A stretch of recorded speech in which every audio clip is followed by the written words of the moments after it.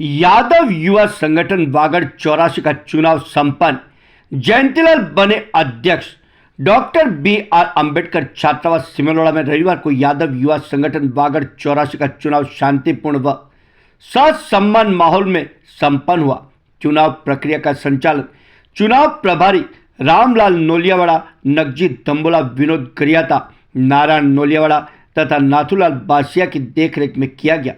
कार्यक्रम में मुख्य अतिथि के रूप में मोहन पीठ उपस्थित रहे।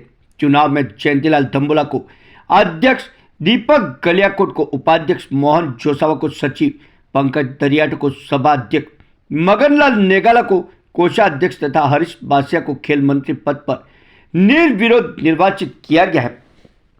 कार्यक्रम में पूर्व अध्यक्ष राकेश कुआ, डॉक्टर लोकेश, प्रवीण नेगाला, नगजी साकोदरा, अरुण गुवेड़, नरेश गुवेड़, कैलाश डूंगरपुर, मुकेश अंबाड़ा, मुकेश गुवेड़, जयंतीलाल रामसोर, रमण रामसोर, महिपाल नेगाला, विजय डूंगरपुर, योगेश कुआ, मणिलाल चांडोली, महेश दरियाटी, योगेश रामसोर, मनोज कुआ सहित समाज के अनेक युवा साथी एवं गणमान्य नागरिक उपस्थित रहे।